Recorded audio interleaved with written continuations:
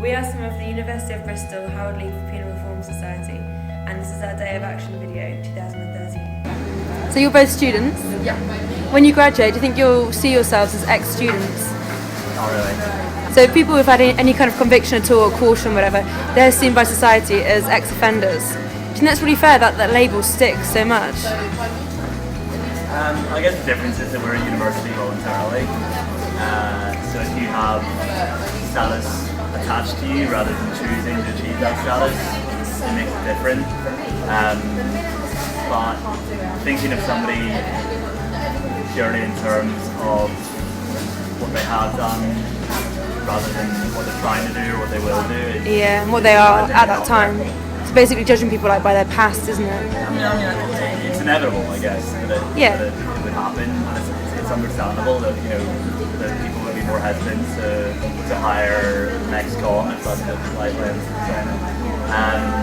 But should the amount of stigma attached to it, is that fair? I mean, like obviously it isn't. And so obviously there's more stigma attached to certain crimes, but I think that a huge problem would be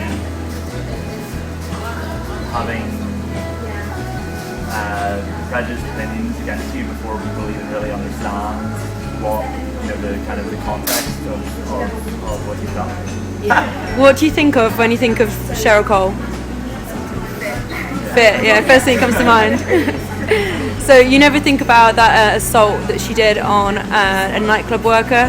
Didn't even know about it. No, a lot of people don't. There are similar rules as well with social work. You can't become a social worker as you have an enhanced CRB check if you've got any cautions from even when you're younger, when you're a teenager. And it doesn't make sense really because you think the people who'd be best at working with troubled young people are people who were troubled young people. So you're just ruling out a load of people there. That's true. It's much more relevant to social work than it is to law, I think. Yeah. And I'm actually really surprised. The law thing doesn't really surprise me because it's very semantic, but it's kind of typical of the sector. But for social work, I'm surprised. I know there's kind of need to make sure that you're not employing dangerous criminals in the case, but again, all these problems comes back to the fraud. It should be proportionate, shouldn't it? Proportionate to what they've done. And there should be. I think that what needs to be done is rather than automatic disqualification, some degree of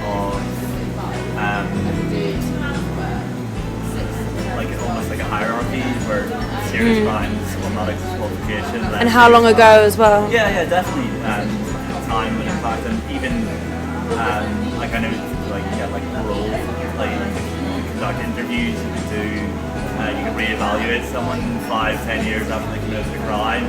Some kind of policy like that would, I think, help to evaluate whether they've reoffended or not, for example.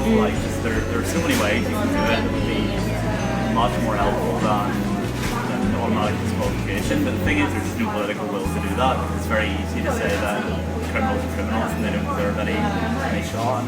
So I guess what fundamentally needs to change is the attitude behind it. They're imprisonable, but it doesn't mean, of course, that if you commit those crimes, you will go to prison. But given that the majority of offences are imprisonable, what the legislation did around the Police and Crime Commission was basically to exclude almost a third of the adult male population, because a third of the over 30% of the adult male population in the UK has a criminal conviction, and the great majority of those are imprisonable offences. I was going to go out with a blaze of publicity, as much publicity as I could garner, because this wasn't just about me, and this wasn't just about police and crime commissions. I'd spent all my life really working in the public sector, working with young people in trouble.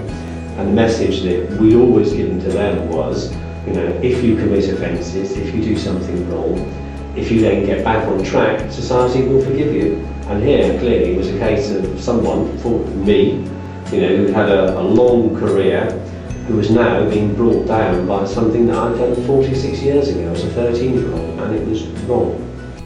A person's crime ought not to define them. People who have committed crimes should be genuinely accepted back into society when they genuinely want to be a part of society. So obviously, Bob, that was specific to the Police and Crime Commissioner elections. But how do you feel about the wider impact of previous convictions that people have, often when they're very young, on gaining employment later in life? Yeah. Well, that's why I started a campaign really called Wipe the Slate Clean. We've got a website, www.wipetheslate.clean.com. And the aim is really to do two things. One is to change the barring legislation around policing crime commissions, which is just so wrong, and to get it in line with MPs, etc. And the other one is to raise a sort of campaign of public awareness about the way that we treat people with criminal convictions. Because most people, myself included, if you commit an offence as a young person, and particularly if you have a caution as a young person, you just imagine that as you get older, that those offences will be spent. And the police and other people tell you, in fact, the legislation says that these offences are spent, i.e. you don't have to declare them when you go for employment or anything else. But what they don't tell you is that there's a whole range of jobs out there which, if you do apply for, are what's considered exempt under the Rehabilitation of Offenders Act. So you have to declare your convictions for the rest of your life whenever you apply for those particular jobs. So things like social workers, solicitors, judges, nurses, doctors, anyone that has contact with vulnerable young people or vulnerable adults, you have to declare those convictions. And what most people don't realise again is that even cautions. So you can get a caution for something, a very minor offence, and you still have to declare that for the rest of your life when you apply for certain jobs. And since I have resigned, and there was a huge amount of publicity about it, I've received hundreds of emails from people. Many of them were people who committed offences as young people. Many of them were students actually. And maybe they're smoking a bit of weed, or maybe they got in trouble in terms of demonstration, or shoplifting or something. And they've received a caution and been told, you'll behind you if you plead guilty, accept the caution, etc. And then, then they apply for a job and they find they can't get it because of their criminal conviction. There's an awful lot of stigma attached to being an offender. And but what most people don't realise, I said earlier, over 30% of the adult world population have a conviction. This is not some minority group. This is people like you and I. And why should they be excluded from employment? Why would we want to do that? We want everyone. We want everyone, regardless of their past, to be able to become honest, productive members of society, paying taxes, working, and bringing their life experiences to those particular jobs. They're absolutely right. In terms of young people in trouble, the best people to talk to young people in trouble are people who have been in trouble themselves in the past. So we went around Bristol asking employers whether they'd be willing to hire an ex-offender, and that's exactly what Richard Branson supports. So he said the best way to give people a second chance is to employ them. If they've served their justice and they're an ex-offender, then in principle, I'd be willing to employ them. People should be described by the present or the past. Mixture of the two.